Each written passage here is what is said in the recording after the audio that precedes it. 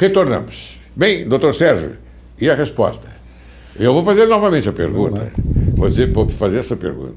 É possível fazer a reversão desse procedimento e com que taxa de sucesso? Não, é possível fazer. Geralmente são as pessoas que fizeram a vasectomia depois, no segundo casamento, no segundo relacionamento, a parceira, a esposa, não tem filhos e quer ter um filho.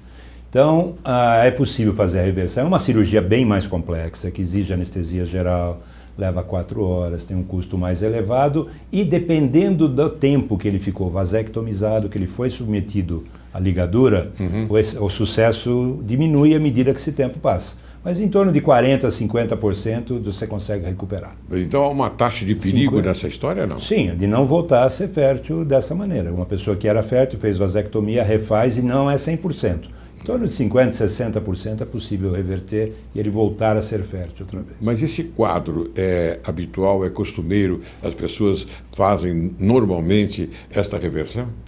Não é frequente, mas com os casamentos e recasamentos Sim. hoje acontecendo com mais frequência, cada vez é mais frequente. Mas é uma taxa baixa da população. Eu acredito que menos de 5% de quem faz vasectomia faz a reversão depois. Bem, já que nós estamos falando sobre isso, e a próstata? O senhor pode dar uma explicação? Vamos exatamente sobre isso. Primeiro, os jovens, nós acabamos de falar, quando o jovem vai ao médico, com o urologista no caso, né? E tem a metade da população do mundo, praticamente, é constituída por homem. E a partir dos 45 anos, todos deveriam procurar um médico, não necessariamente um urologista, mas um médico especialista, para poder avaliar a próstata. E aqueles que têm familiares com câncer de próstata a partir dos 40 anos. Então, por quê? Porque a próstata é uma glândula que só existe no homem. Ela é responsável pelas secreções do líquido espermático e por produzir o hormônio masculino, a testosterona. Então, essa glândula, ela a partir dessa idade, 45, 50 anos, ela começa a aumentar espontaneamente e vai crescer até o fim da vida do homem. Então, é importante acompanhar esse crescimento e fazer uma coisa que erroneamente é chamada de prevenção do câncer. Sim. Você vai fazer a tentar identificar o aparecimento de um câncer que ainda não deu sintoma. É diagnóstico precoce do câncer. A gente não tem como fazer prevenção do câncer de próstata. Mas o diagnóstico precoce, sim. Mas esse diagnóstico só pode ser feito com um momento que o homem detesta. Qual é? Não, o homem detesta. Aliás, eu não acho que as mulheres gostem de exame ginecológico também. Então também. É ruim para os dois. É a mesma coisa, né? Muito mais simples para o homem, é bem da verdade. O problema é cultural. É claro. Então tem aquela resistência em fazer o exame, porque o diagnóstico de próstata é feito com o exame de sangue, que é o PSA, não precisa falar sigla em inglês, e o exame do toque retal, que é um exame que dura 8 a 10 segundos, muito simples e de grande precisão, porque ele corrige as falhas do exame de sangue. Daí a importância dos dois exames serem feitos. Eu vou fazer uma pergunta para você, porque eu acho que isto que é importante e aquele o telespectador que está nos assistindo deve estar pensando. Muito bem. Por exemplo, o toque, o exame de toque. É no exame de toque que você define se se a próstata está se é cancerosa? Não. É assim, você tem o exame de sangue, o exame de toque ele vai detectar pequenas alterações, que pode ser desde um pequeno caroço, um endurecimento, até uma próstata totalmente deformada. Mas o exame diagnóstico que dá certeza do câncer chama-se biópsia de próstata. Mas como é um exame invasivo, implica em você fazer um exame de ultrassom retal, então você encaminha quem tem alterações no toque de próstata ou no exame de sangue. Você não vai mandar todo mundo fazer biópsia. Então, a seleção, mas o diagnóstico de certeza é pela biópsia. Aqui a produção está me informando sobre de que forma é a avaliação e você pode, naturalmente, explicar como é feita na prática. Na verdade, ele chega ao médico, você chega ao médico, ele vai explicar, o urologista ou o clínico tem a obrigação de aproveitar essa oportunidade que o homem foi ao médico, coisa que ele relutou muito, e fazer uma investigação geral. Porque além da investigação da próstata, você vai detectar pessoas que têm diabetes e não sabem, têm hipertensão e não sabem, verdade. Pessoas obesas que não sabem o quão mal isso faz. É verdade. E você aproveita e fazer um exame. E nessa parte do exame, o exame retal é simplesmente um toque através do reto, através do ânus. É um exame simples, indolor praticamente. atinge mais a dificuldade da pessoa absorver que está sendo feito esse exame do que qualquer tipo de dor ou desconforto maior. Agora é um problema cultural. E eu que já tenho mais de 30 anos de medicina, eu já fui pessoas que se negam a fazer. Hoje esse número ainda é muito menor. Não, eu ia perguntar para você se você tem algum caso típico para contar para a gente. Sempre tem. Você tem a pessoa que se nega. De repente você faz o exame, o cara fala, mas é só isso? Quer dizer, ele faz uma imagem da coisa. Provavelmente estimulado pelos amigos. Contam histórias tétricas até para brincar e assustar. Quando ele chega lá, ele percebe que não é nada daquilo, é muito simples. E a maioria tem aderência e faz uma vez por ano, volta para fazer o acompanhamento. Não, então você sugere que se faça isso uma vez por ano ou de 6 em 6 meses? Não, no mundo todo hoje tenta-se fazer estudos para ver se consegue jogar para cada 2 anos, para você atingir o maior número de pessoas. Mas hoje o conceito atual, uma vez por ano é suficiente para que ninguém corra risco. Cada 6 meses é quem tem alterações e precisa ser acompanhado, mas o exame normal uma vez por ano. Doutor Sérgio, me diga uma coisa, qual é a taxa ideal do PSA? O PSA até os 70 anos deve ser ao máximo de 2,5, o índice nanograma por decilitro não é o caso. E a partir dos 70 anos, acima de 4. Por que isso? Porque a próstata vai continuar crescendo. Então o volume da próstata... 2,5? 2,5 e a partir dos 70 anos acima de 4. Está alterado. Por quê? Porque a próstata vai crescer. A pessoa com 70 anos normalmente tem uma próstata maior que a de 50. Claro. E uma das coisas que faz o PSA subir é o volume da próstata. A outra é câncer e a terceira é infecção. Então você precisa, mesmo com o PSA alto, fazer o diagnóstico de um desses 3. Muito bem. É verdade que quando você detecta o câncer na próstata, ela se apresenta de uma forma endurecida? Então, a ideia é que esteja o menos endurecida possível, que é o mais precoce possível. Quando ela já está avançada, está muito endurecido, ou saiu da próstata, quer dizer, ele já está em outros órgãos, aí nos resta fazer um tratamento de acompanhamento e tentar retardar a doença, mas não falamos em cura. Por isso a importância do diagnóstico precoce é quando você intervém e consegue curar mais de 90% dos pacientes. Mas hoje, quando há uma cirurgia da próstata, é feita, não há necessidade de abrir o abdômen. Então, você tem, grosso modo, 2 tratamentos para a próstata, cirúrgico e radioterápico. Aí não vou entrar em detalhes por causa do tempo. O cirúrgico ainda, o mais feito é a cirurgia aberta, que é a prostatectomia radical. Mas hoje nós temos recursos tecnológicos para fazer por laparoscopia e até por robótica. O problema é o custo e a disponibilidade disso em um serviço público. Mas a eficiência dos 3 são muito próximos. Então, quem é operado de forma aberta não está sendo maltratado, não. Está sendo uma chance muito grande de cura também. Porque a gente vê, a gente percebe, nós temos amigos que se dispõem naturalmente a esta cirurgia, e a gente percebe que diz, mas eu podia ter feito de uma outra forma, me abriram todo. Bom, você está bem? Está bem, então é o que basta. Veja bem, toda cirurgia é uma agressão cirúrgica, a gente Sim, claro, chama. Então claro. Você pode ter alguns problemas. O problema é que você tem que curar um câncer, ou tentar curar um câncer. E às vezes isso traz algum grau de sequela, algum grau de complicação. Pode ter algum pouco de perda urinária, geralmente por um período transitório. Você pode ter algum grau de impotência, mas a pessoa precisa ter saúde para usar potência. Não adianta ele ser potente e não evoluindo com uma doença gravíssima. Então, é verdade. São consequências da cirurgia, mas quem está cirurgia aberta, ele está sendo bem tratado. Muito bem, nós já falamos sobre os tratamentos, né? Então nós vamos agora fazer uma outra pergunta a você, doutor Sérgio. Você não queira saber como eu estou feliz e contente por você estar aqui e poder passar essa informação preciosa pela televisão. Porque eu não vejo um programa de televisão específico nesse sentido, doutor Sérgio. Então eu acho muito bom. Você veio aqui no programa Direito e Justiça em Foco e, olha, nós emplacamos hoje. Porque eu acho que a informação pública é vital. Quer dizer, todo profissional tem a obrigação de informar a respeito da área em que atua.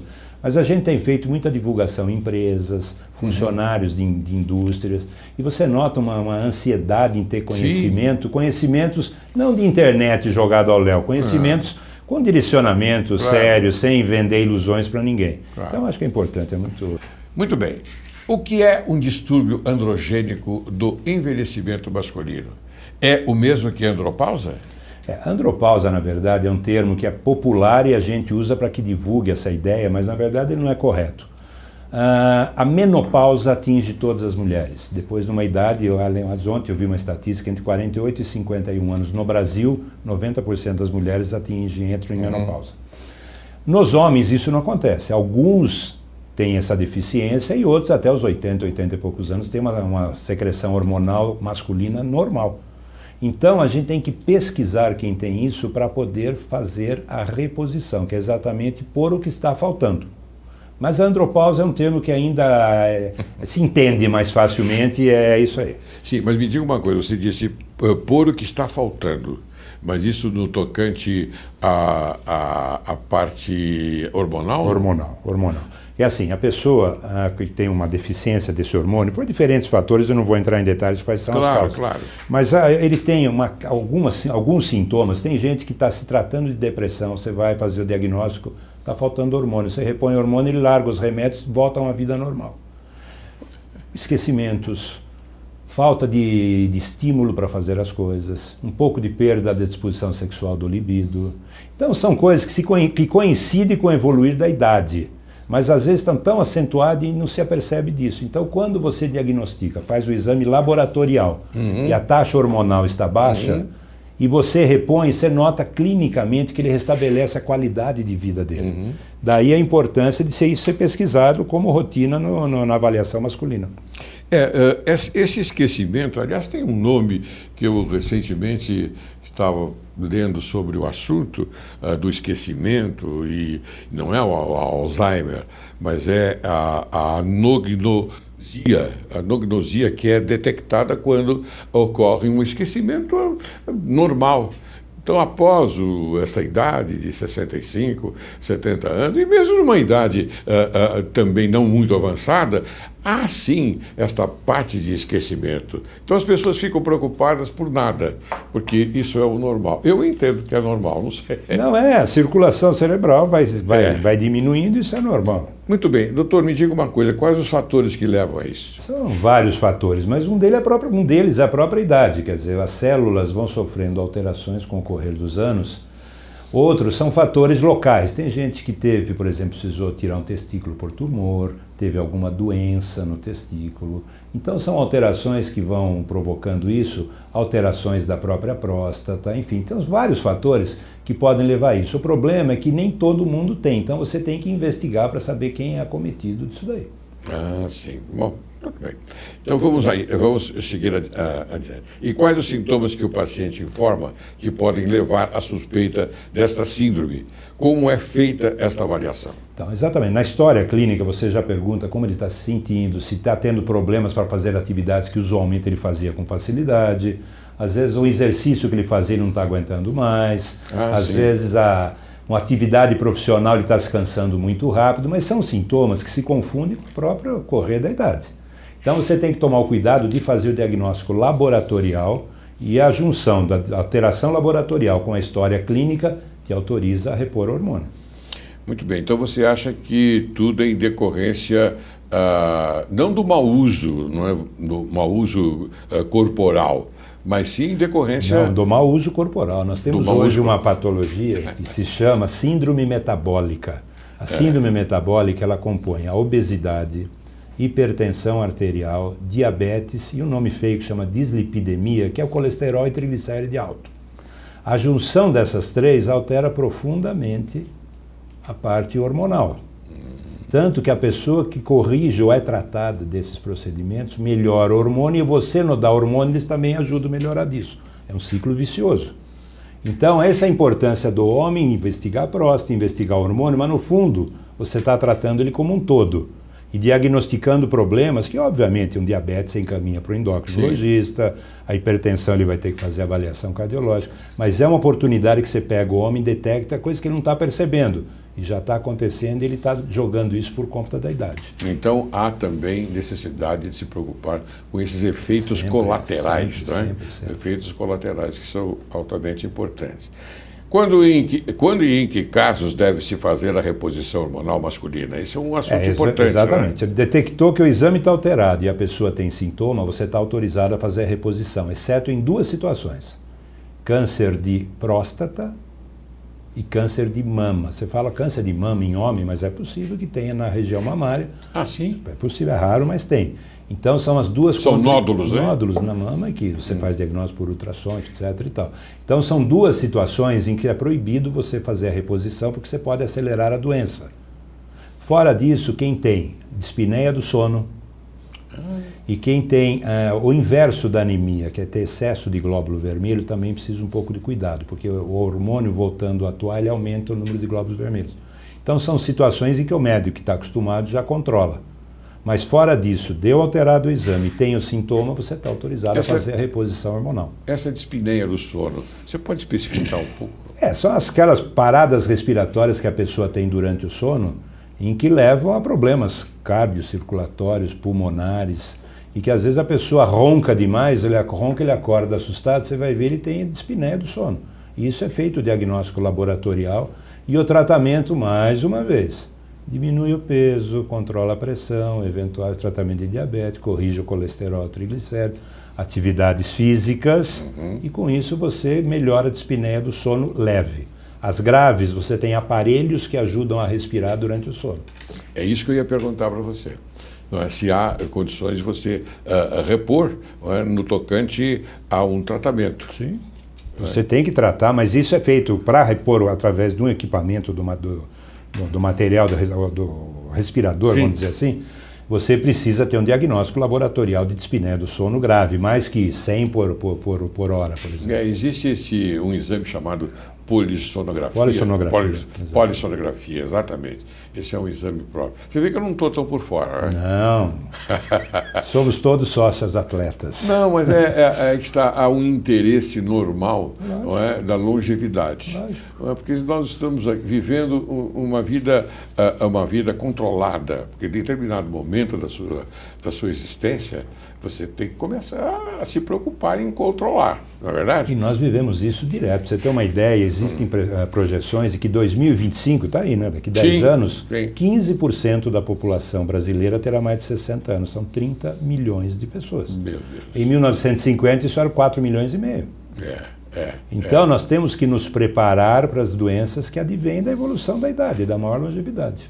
Mas a evolução da medicina também, né? Sim, ela acompanha tudo isso. Bem, vamos entrar agora num outro ponto, que eu acho um ponto importantíssimo, e tenho certeza absoluta que lá as pessoas que estão assistindo o nosso programa, confortavelmente em seus sofás, cadeiras, estão a perguntar.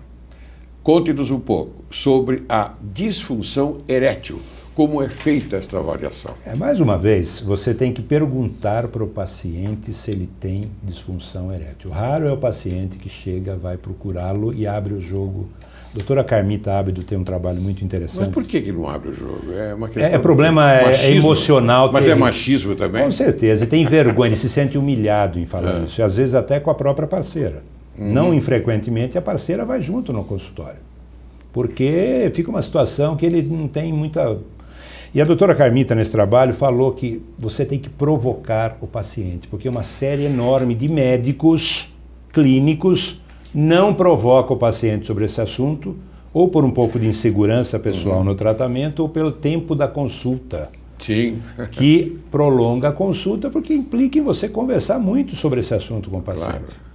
E a disfunção erétil é relativamente frequente. Mais uma vez, ela vai acontecer eventualmente com o avançar da idade, não é nenhum drama, mas o problema é quando começa a ficar muito mais vezes a disfunção do que a atividade sexual normal. Bom, uma vez diagnosticado, existe um tratamento? Sim, há 20 anos para cá, 15 anos, nós temos uma gama de tratamento, medicações por via oral, por injeções, por alguns aparelhos que usa pouco no Brasil e até por próteses que você põe depois de muito conversar, muito avaliar uma parcela muito pequena da população.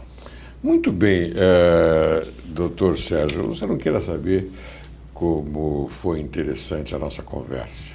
Foi bastante interessante, produtiva e tenho certeza que essas revelações que se posicionam na informação, elas foram bastante...